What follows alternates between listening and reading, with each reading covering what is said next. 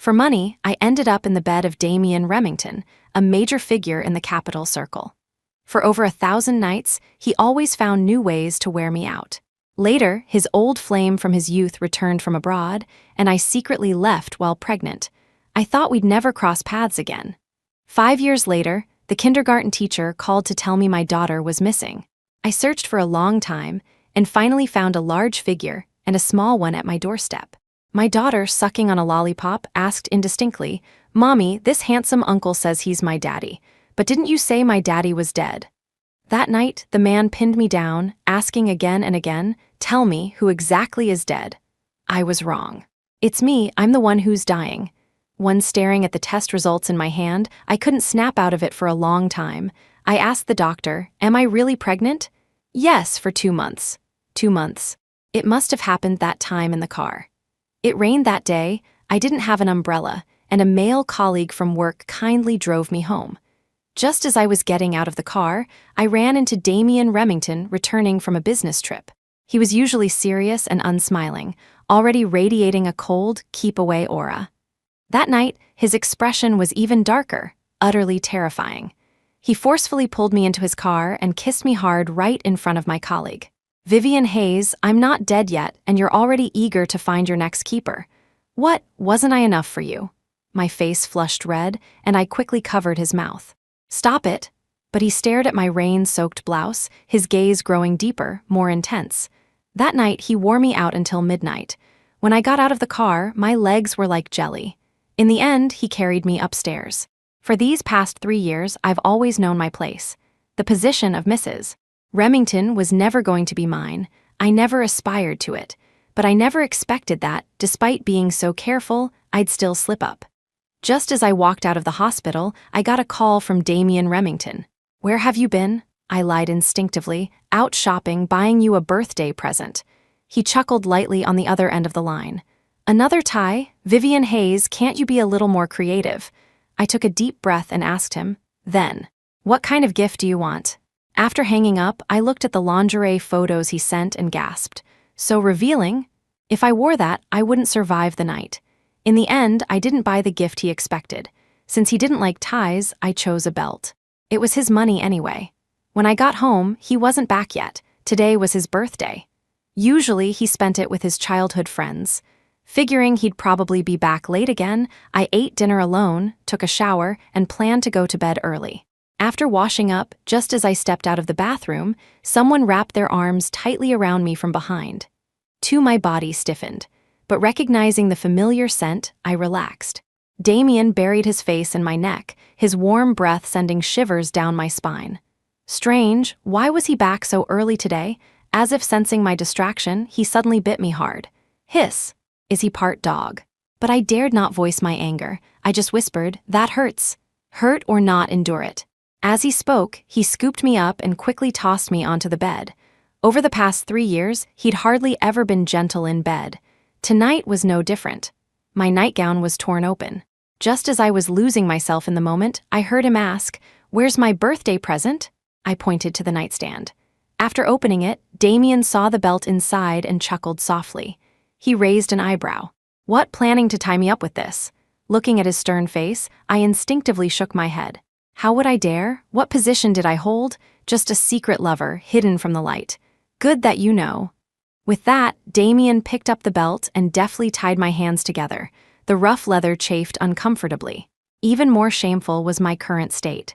"Mr. Remington, don't," before I could finish, his kiss silenced me. He was always like this. In business, decisive and swift, feared by everyone. In bed, domineering and rough, always making me cry. That night, my voice was nearly hoarse from shouting. When it was over and he got up, I realized his entire back was red from my scratches.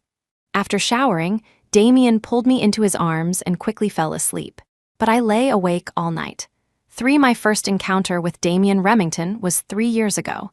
He had donated 2 academic buildings to our university. On the completion day, he was invited to attend the ribbon-cutting ceremony. I was working as one of the ceremonial hostesses that day. Lost in thought, I accidentally spilled champagne on him. The school officials looked displeased and told me to apologize to Mr. Remington immediately. After leaving the stage, I learned from an upperclassman just what kind of powerful figure I had offended. As the richest man in the capital, Damian Remington could make the sky fall with a stomp of his foot. After the event, I caught up to his car at the campus gate. He sat inside, wearing sunglasses, his expression unreadable. I carefully explained my purpose. "Mr. Remington, I'm terribly sorry for dirtying your clothes. Could you please tell me the brand? I'll compensate you with a new one." After I spoke, his assistant laughed. "Miss, do you have any idea how much Mr. Remington's clothes cost?" After stating an astronomical sum, the assistant added, "Also, his suits are custom made by hand in Italy. You can't buy them off the rack." In that moment, I wished the ground would swallow me up for my own ignorance and audacity.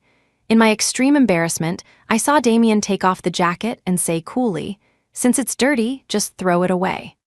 The car window closed before my eyes, like a gate separating our two different worlds. I thought that would be the end of my interactions with such a figure. Who knew that a few months later, my mother's illness would relapse, urgently requiring a large sum of money for surgery. We had borrowed from all our relatives over the years. The university had also helped me many times. This time, I had almost reached a dead end. Seeing my mother's suffering expression, I gritted my teeth and rushed straight to the Remington Corporation headquarters. For some reason, he actually agreed to see me. When the assistant led me up, Damian was sitting behind a large, expensive desk, legs crossed. After hearing my reason for coming, through the rising smoke of his cigarette, he asked meaningfully, "You want my help? Then, Miss Hayes, what are you willing to offer in return?" "I can write you an IOU. You can set the interest rate. Once I graduate and start earning money, I promise I'll pay you back with interest." But he just laughed. His burning gaze swept over me, inch by inch, invading every part of my body. After a long wait, he finally spoke. "Money, I have plenty of that. What I want. Miss Hayes, you're a smart person. Why don't you guess for yourself?" With that, I was ushered out. Before I left, his assistant gave me an address. "Be there at 8 p.m. sharp. Mr. Remington said if you're late, don't bother coming." At 22, apart from my untouched body, I had nothing. That night, wearing a white lace nightgown, I climbed into his bed. The nightgown was torn to shreds, and along with it, my pitiful self-respect. 3 years passed like that. We had agreed. I would accompany him for 5 years. During these 5 years, I had to be available whenever he called and couldn't refuse any of his requests. When the time was up, he would let me go free. But my mother didn't hold on that long. In my second year with Damian, Mom passed away. Thankfully, she never knew that the daughter she had been most proud of since childhood had long since sold her body for money. I finally fell asleep around 4 or 5 in the morning. I had many dreams, sometimes of Mom, sometimes of Damian. In one dream, he coldly took me to the hospital, forcing me to abort the child in my belly. "Vivian Hayes, you should know your place," he said. When I woke up, it was already noon. I thought Damian wasn't home, but just as I reached the balcony door, I heard him on the phone. On the other end was the voice of his childhood friend, Colin Cooper. It was noisy there, so Colin's voice was loud, and I heard everything clearly. "Damian, Sophia's already here. Where are you?" "Still at home, be there soon." "Okay, hurry up. Everyone's waiting for you to cut the cake.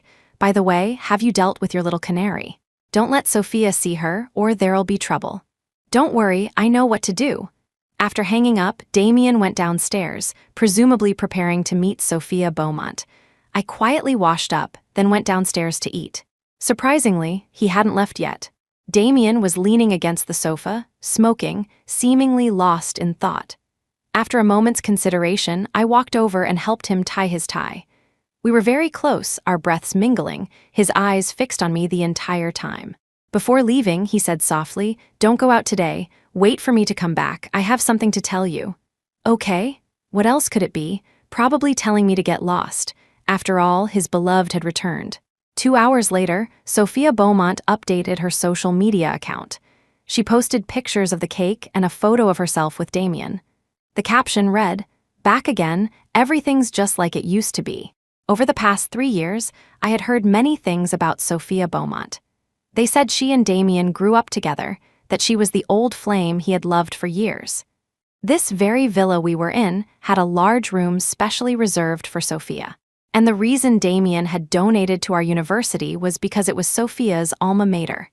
In the photo, both looked stunning, their smiles radiant. I had to admit, they looked perfect together. Whether in terms of family background or appearance, they were like the prince and princess from a fairy tale.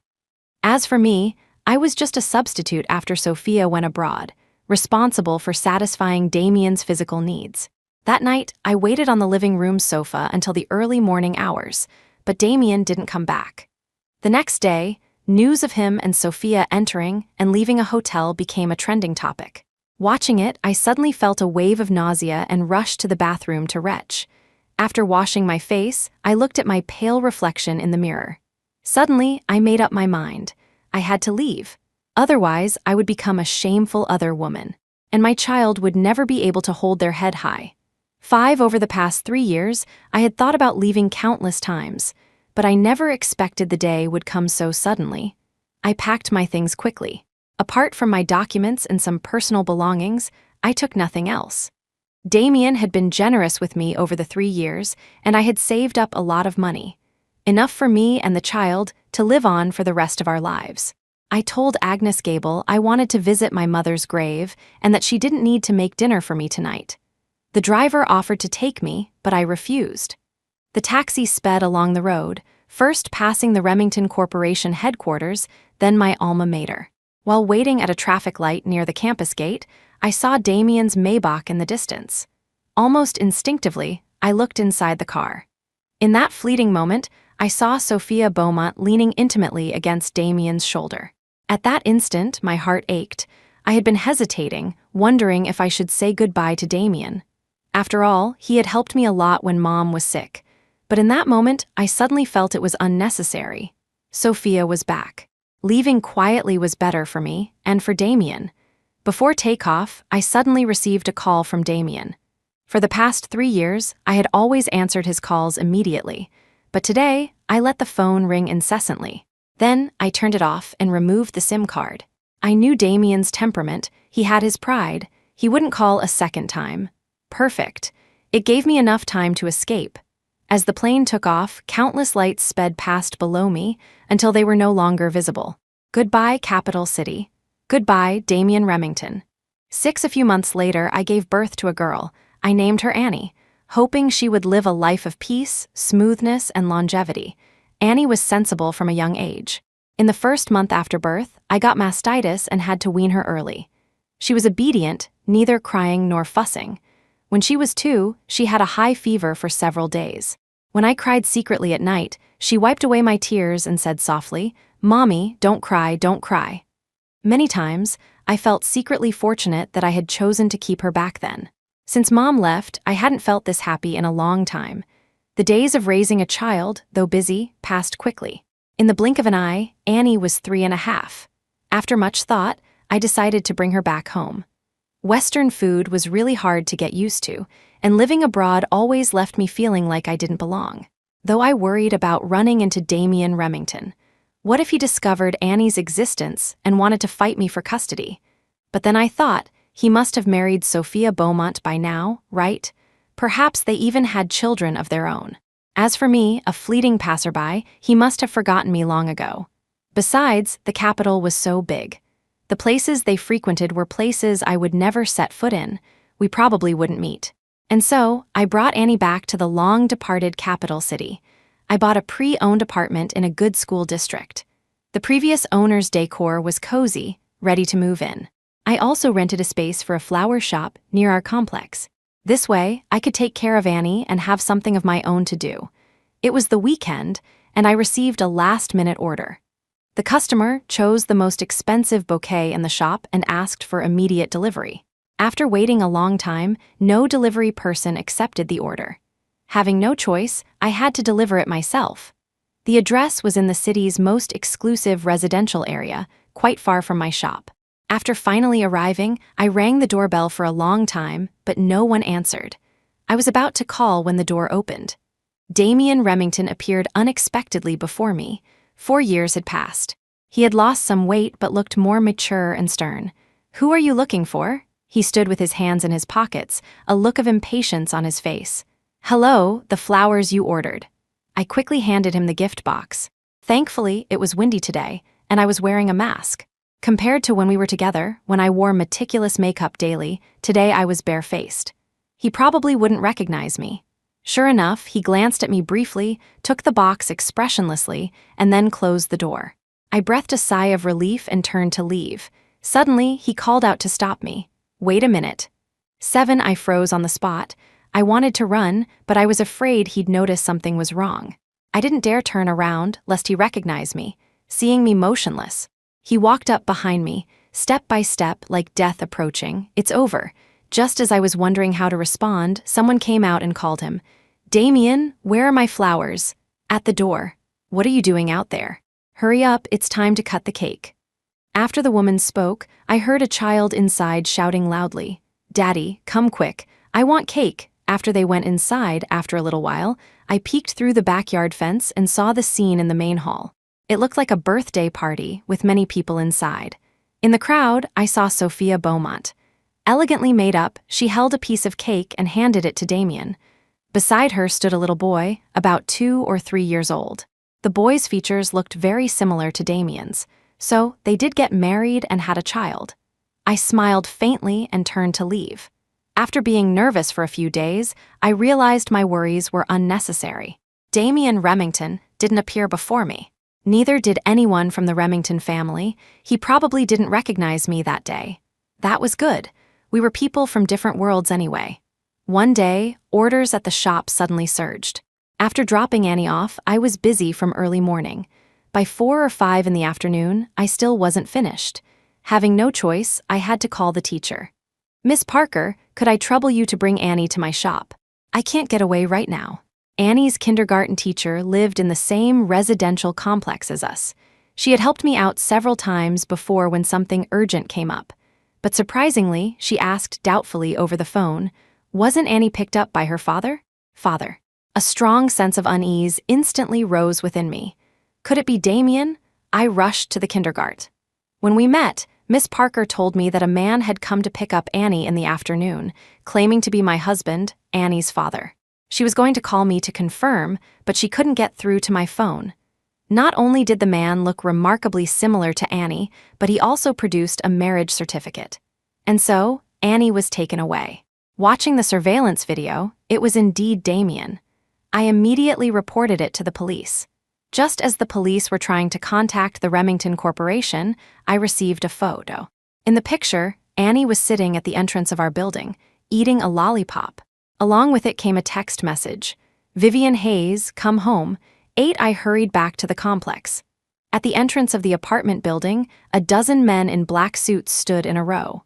Neighbors murmured nervously among themselves as they went upstairs. "What's going on? Are the mafia here to collect debts? Have you contacted property management? Should we call the police?" "Already did. They said they're looking for a wife and child." "Oh, which young couple is it?" I didn't dare say they were looking for me and rushed straight up to the 3rd floor. Just as I reached my door, I saw Annie sitting in a child-sized toy sports car, intently watching cartoons on a tablet. Annie, before I could finish, I was hugged tightly from behind. 4 years apart, Damian still easily overpowered me. One arm wrapped around my waist, the other trapped me between him and the wall. Then, his possessive kiss descended. This kiss was full of aggression, laced with anger and coldness. As if punishing me for leaving without saying goodbye back then, I pushed him hard. But the more I pushed, the harder he kissed. Until Annie shouted loudly from the side, "Mommy, what are you doing?" "Bad uncle, let my mommy go." Annie climbed out of the car, her little fists pounding hard on Damian's shins. He released me, bent down, and picked Annie up. When he looked at me again, his eyes were dark and deep as ink. He sneered, "You decided to come back." My heart trembled. Ignoring him, I hurried to hug Annie. "Mr. Remington, please let go." He raised an eyebrow, his hands not moving an inch. "What if I don't?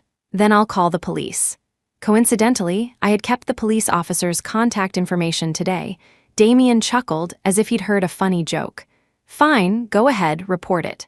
"What are you going to tell the police? A father visiting his own daughter isn't illegal, is it?" "He knows."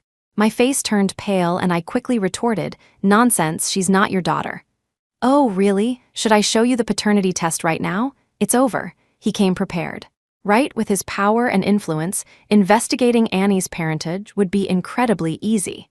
During the standoff, Annie, still sucking her lollipop, asked me with wide eyes, "Mommy, this handsome uncle says he's my daddy. But didn't you say my daddy was dead?" 9. As Damian stood there with a livid expression, I opened the door. I told Annie to go play in her room first. After settling her down, I closed the door tightly. Then I said to the man on the sofa, "Mr. Remington, let's talk." Damian looked up at me. Even though I was standing and he was sitting, he still radiated an air of condescending authority. Just like our relationship over the past 3 years, he was always high and mighty, while I was at his beck and call. But things were different now. He was no longer my sponsor, and I no longer needed to be deferential to him.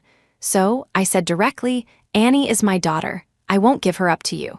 I know your Remington family is very rich and might hire a top-tier legal team. But I'm not afraid. I am her biological mother. I've raised her myself bit by bit since she was born, and I have a job. I believe the judge will support me."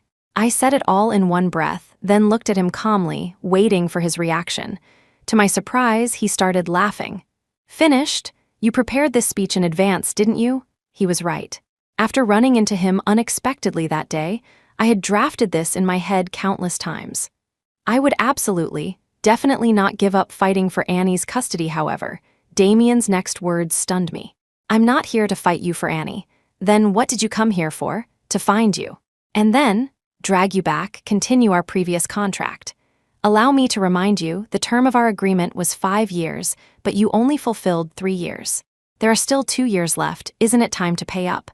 Damian Remington, I stared at him in disbelief. Then, I spoke word by word, "I'm sorry, I won't be the other woman." What did he take me for? Back then, I had submitted myself to him for my mother's sake. Countless times when I felt humiliated, I silently comforted myself. At least he didn't have a girlfriend. At least my existence wasn't hurting anyone else. But what was this now? The other woman? Damian frowned. "What are you talking about? You're married, aren't you? Since you have a wife, why won't you let me go?" Now, the confusion on his face deepened. "Who said I got married? Vivian Hayes, have you lost your mind?" 10. I couldn't hold back anymore and just let loose. "Aren't you married to Miss Beaumont? I know you've always loved her. The reason you were interested in me back then was because our profiles look a bit similar. I saw it when I went to your house that day, and your son, he really looks like you. So, please stop making such shameless demands." After I finished, he stared at me for a long moment, then suddenly laughed. The next second, he pulled me forcefully into his arms. His possessive kiss descended again, overwhelming me, leaving me nowhere to run. Furious, I kept hitting him, but it had no effect at all. Helpless, I bit down hard. The taste of blood spread in my mouth, but even so, he didn't let go. Finally, panting and almost unable to breathe, Damian released me. He wiped his lip, frowning. "Vivian Hayes, are you part dog?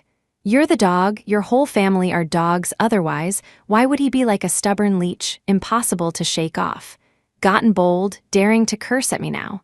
He chuckled softly. After laughing, his expression suddenly turned serious. "I'm not married, and I don't have children. The child you saw that day is my cousin's. Also, I don't like Sophia Beaumont. To be precise, I never have." I didn't understand his words. What did he mean? He didn't like Sophia. Could it be that he likes me? How is that possible? As I was thinking, he nodded.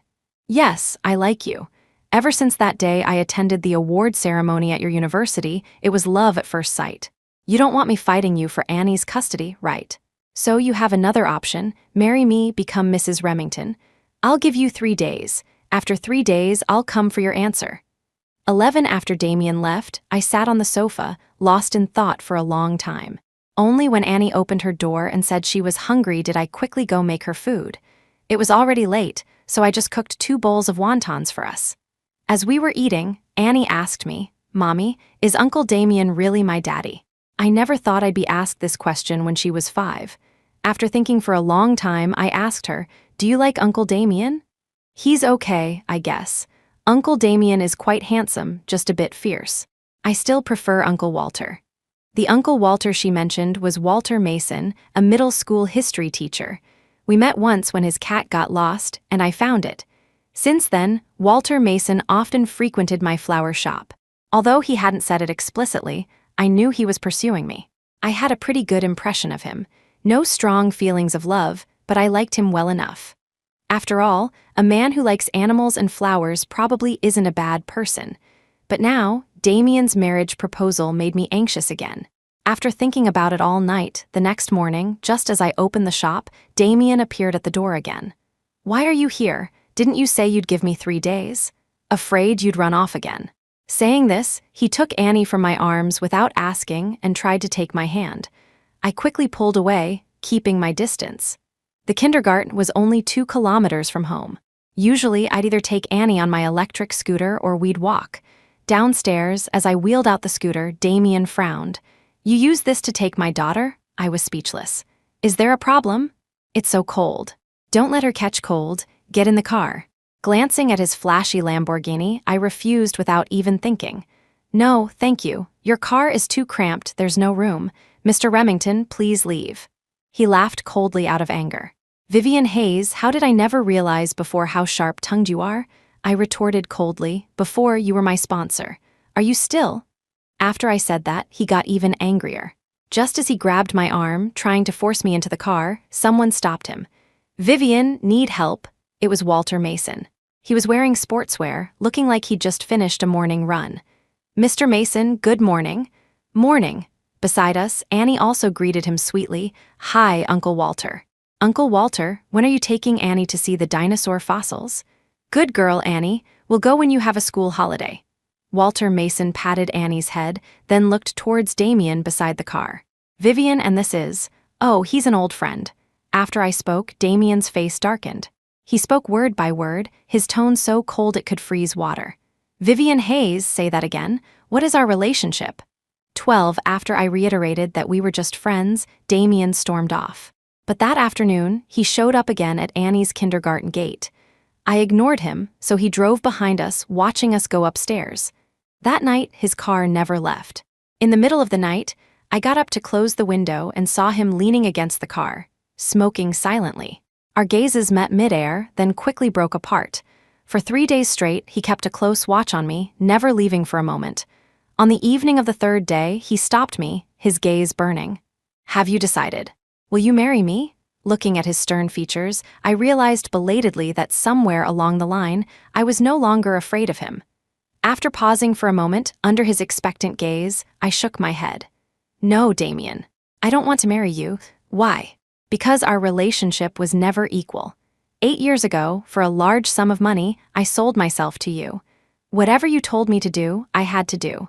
I hated your dominance and possessiveness, but I couldn't refuse. I hated the way your friends looked at me, but I had no right to talk back. I was your little canary, your plaything. When you remembered me, you'd toy with me. When you got bored, you'd toss me aside. You never respected me. So I don't want to go back to you. Every second I see you reminds me of that painful past. Mr. Remington, I'm begging you, please let me go." Having said it all in one breath, it felt like a heavy stone had finally been lifted from my chest. I quietly waited for Damian's counterattack. Maybe he'd be angry, maybe he'd turn nasty, but I never expected him to laugh bitterly. "Vivian Hayes, you're saying those 3 years with me were painful. Fine, just great.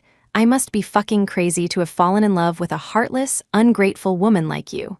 Don't worry. If I ever show up in front of you again, I'm a dog." After saying this, he stormed off. Annie tugged at my hand. "Mommy, does Daddy not want us anymore?" "Annie, sweetie, Mommy and Daddy both have their own lives, but our love for you is the same, understand?" "I understand." Annie nodded, then reached out her chubby little hand and wiped my face. "Mommy, don't cry." Strange, was I crying? But surely it was just raining. 13 Damian Remington was always a man of his word. After that day, he indeed didn't appear again. Life slowly returned to its former peace. Although Annie would occasionally ask about him, her attention was quickly diverted by new toys. Occasionally, I would think about the past. If our beginning hadn't been so absurd, would things have ended differently now? Truthfully, I did love him once. The love and hate of youth are always mixed together, hard to tell apart. While I felt ashamed for climbing into his bed for money, I couldn't help but secretly develop feelings for him. He came from an extraordinary background, always the center of attention wherever he went. His features were handsome, and when he was occasionally gentle, Beneath his long lashes, his eyes seemed to hold infinite affection. During those days, he not only spent lavishly on me and showed me sights I'd never seen before, but also, after Mom passed away, countless times when I woke from nightmares, he held sleepless me tightly. During those dark, difficult nights, he was my only support, so I once harbored secret hopes. I sometimes wondered, did he like me even a little bit? But then, 3 years passed. With his continuous failure to publicly acknowledge our relationship, and Sophia Beaumont's return, the faint flame of hope that had once flickered in my heart unconsciously died out. Now, 5 years later, he actually says he loves me. Who would believe that? It was just his pride. Mr. High and Mighty Damian Remington had never been dumped before, so he couldn't accept it. The weather grew colder. It was a Friday, the sky grayish-yellow, looking like it would snow that night. The kindergarten gate was crowded with parents picking up their children. I waited at the entrance, saw Annie come out, and hurried over. Just as I took her hand, about to ask if she was cold, screams erupted from behind us. I instinctively turned around. A man had appeared out of nowhere.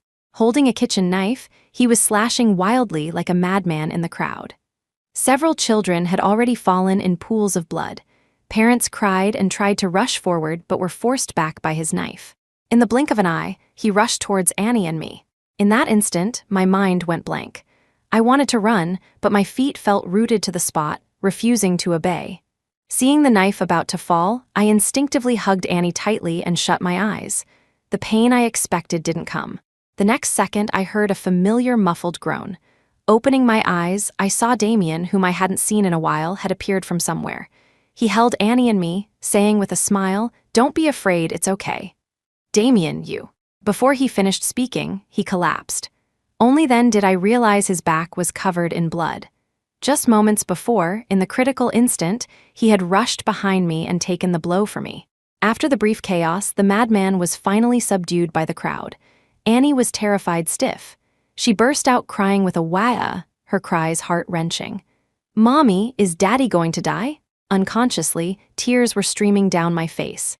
The smell of blood filled the air, making me feel dizzy. I held Damian tightly, constantly begging him, "Damian, wake up, don't scare me, I beg you."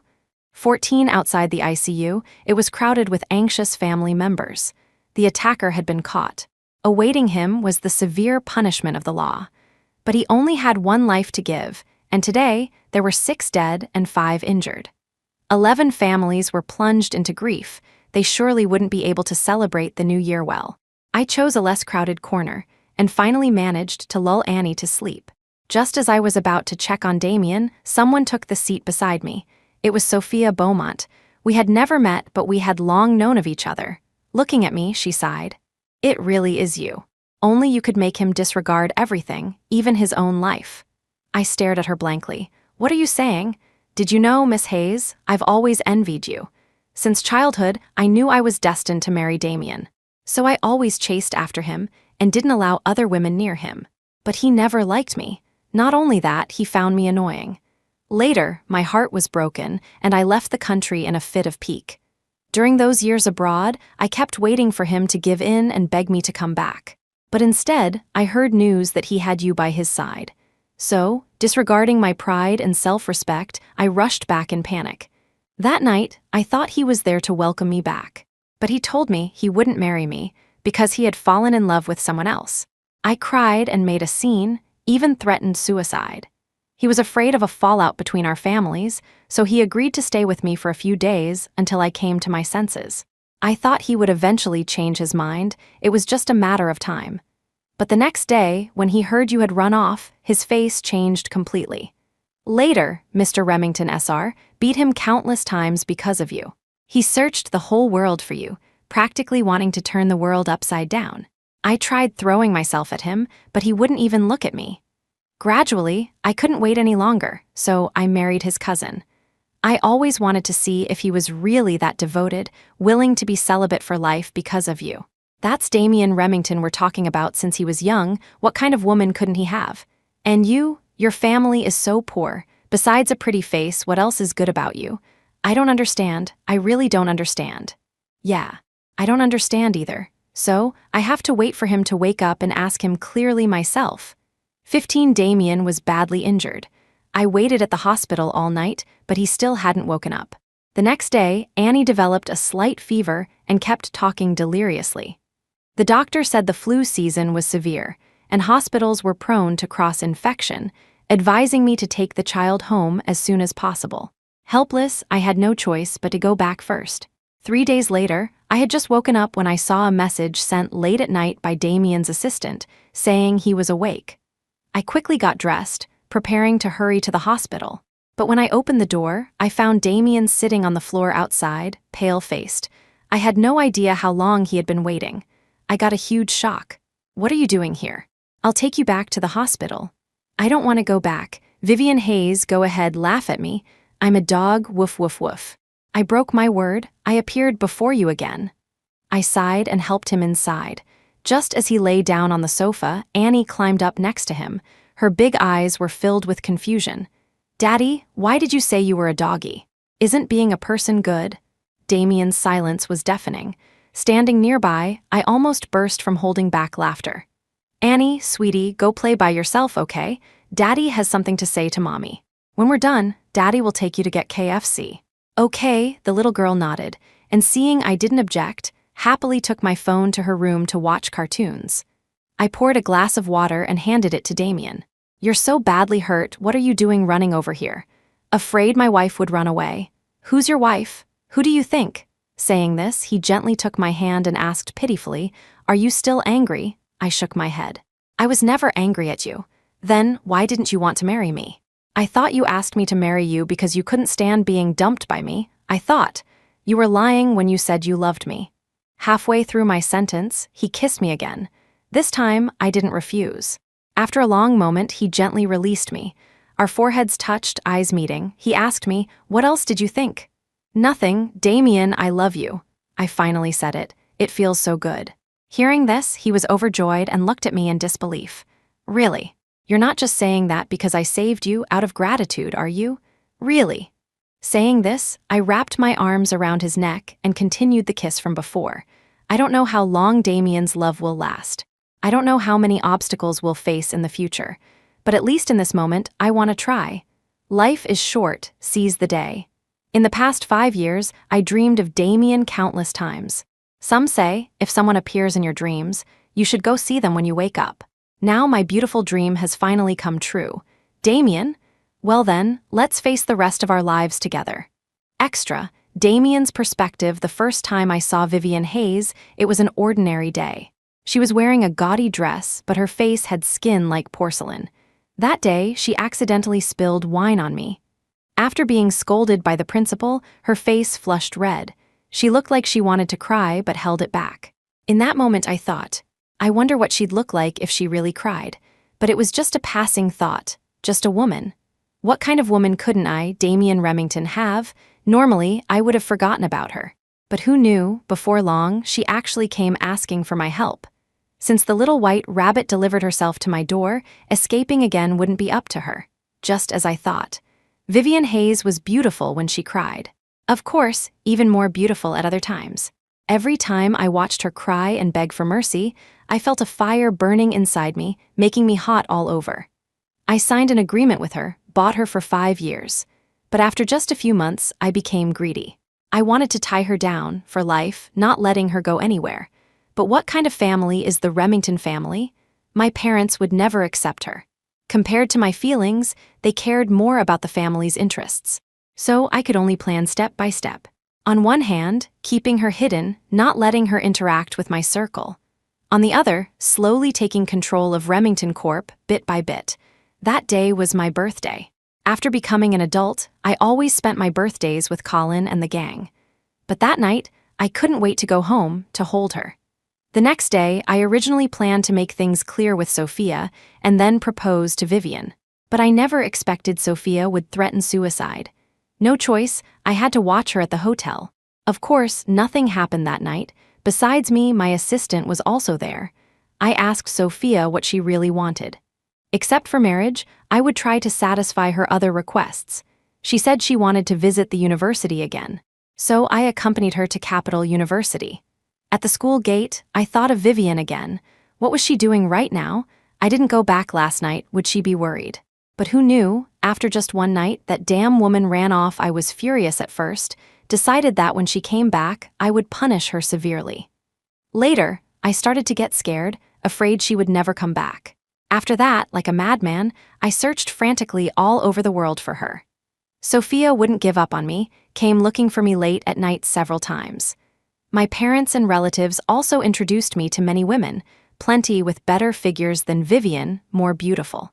But none of them were her. I didn't like any of them. I thought life would just go on like this.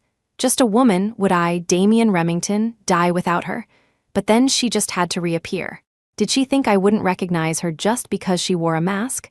Ridiculous. Even if she turned to ash, I'd still know her. I followed her for several days and then discovered she actually had a daughter. That adorable little girl looked exactly like me when I was little. Although I did a DNA test to shut my parents up, I knew in my heart she was my daughter. The woman I love with our precious child had finally come back. This time, I absolutely would not let her escape again. The end.